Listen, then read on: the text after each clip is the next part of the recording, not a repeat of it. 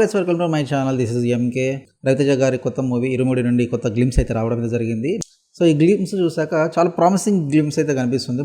Movie మీద కొంచెం hopes అయితే వచ్చేసాయి. ఎందుకంటే చాలా రోజుల తర్వాత రవితేజ గారు బెస్ట్ అవుట్పుట్తో రావడం అయితే జరుగుతుంది, మంచి మూవీతో రావడం అయితే జరుగుతుంది. ఎందుకంటే ఇన్ని రోజులు ఆయన ఎంతసేపు హీరోయిన్లతో రొమాన్స్ చేయడము, లేకుంటే ఒక రొట్ట కామెడీ సినిమా చేయడము.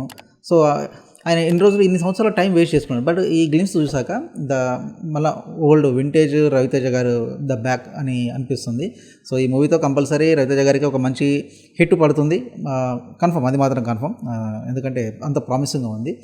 సో బేసిక్గా ఈ మూవీ గ్లిమ్స్ మనం అబ్జర్వ్ చేస్తే ఇది యాక్చువల్లీ ఒక తండ్రి కూతుళ్ళ మధ్య మూవీ బాండింగ్ చూపించే విధంగా స్టార్టింగ్ మనకు ఆ విధంగా ప్రొజెక్ట్ చేశారు. ఎందుకంటే మనకు స్టార్టింగ్ గ్లిమ్స్లో చూపించడమే సీను తన కూతురిని ఉయ్యాలూపుతున్న సీన్తో మనకు ఎంట్రీ ఇవ్వడం జరిగింది. అండ్ నెక్స్ట్ తన కూతురు కోసం ట్రోఫీతో ఫైట్ చేయడం కావచ్చు, అండ్ తన కూతుర్ని కింద పడబోతుంటే కాపాడడం కావచ్చు.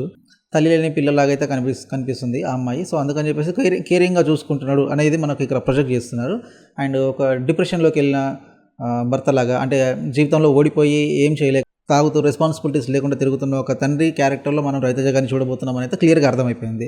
సో ఆ తాగుడికి అలవాటు అయిపోయి తన ఆరోగ్యాన్ని కూడా డ్యామేజ్ చేసుకునే దాకా వెళ్ళాడు అని మనకు క్లియర్గా అర్థమైపోతుంది. ఎందుకంటే ఇక్కడ గ్లిమ్స్లో మనకు అంటుంది, తన కూతురు అంటుంది మందు మానైనా అని, అంటే రవితేజ గారు తగ్గినప్పుడు. సో దాన్ని బట్టి మనకు అర్థమైందంటే తన ఆరోగ్యాన్ని పక్కన పెట్టేసి మొత్తం తాగుడుకు బానిస అయిపోయాడని చెప్పేసి ఆ మందు మానేయడం కోసం అని చెప్పేసి మాల తీసుకోవడము, అయ్యప్ప మాల వేసుకోవడము.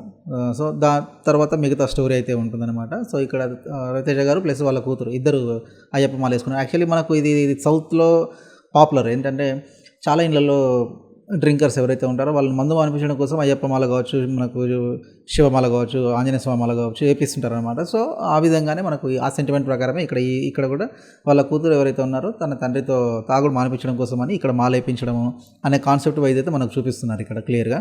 సో ఓవరాల్గా శివ నిర్వాణ మూవీస్ అయితే నిన్ను కోరి ఫస్ట్ మూవీ అతనిది ఏదైతే ఉందో ఆ మూవీ నుండి చూస్తే కూడా శివ నిర్వాణ ప్రతి మూవీ కొంచెం గుండెగా హత్తుకునేలాగా ఒక ఫ్రెష్ ఫీలింగ్ వచ్చే వైబ్తో వస్తుంటాయి ఆయన మూవీస్. సో ఈ మూవీ కూడా అంతే ప్రామిసింగ్ అయితే కనిపిస్తుంది.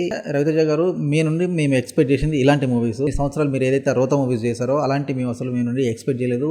అవి వస్తే కూడా మాకు చిరాకు వస్తుండేది. బట్ ఈ మూవీస్ ఏదైతే ఉన్నాయో, అంటే మీరు ఎంత మంచి actor, high performance acting skills ఉన్న మీలాంటి వారు అలాంటి రొమాన్స్ మూవీస్ అలాంటి తీయడం అనేది కొంచెం మీకు బెడిసి కొట్టిందని చెప్పొచ్చు.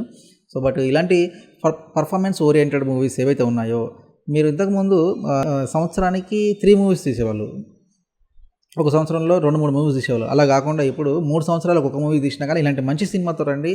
అండ్ ఎందుకంటే మేము వెయిటింగ్ చేస్తున్నాం ఇప్పటి నుండి మీరు ఒక మంచి కంబ్యాక్ ఇస్తే. ఎందుకంటే మీరు చాలామందికి ఇన్స్పిరేషన్. మన తెలుగు ఇండస్ట్రీలో చూసుకుంటే ఎన్టీఆర్ గారు, ఏఎన్ఆర్ గారు, మన చిరంజీవి గారి తర్వాత సొంతంగా కష్టపడి పైకి వచ్చిన వాళ్ళు మళ్ళీ మీరే. సో అది ప్రతి జనరేషన్ వాళ్ళు చెప్పుకుంటారన్నమాట.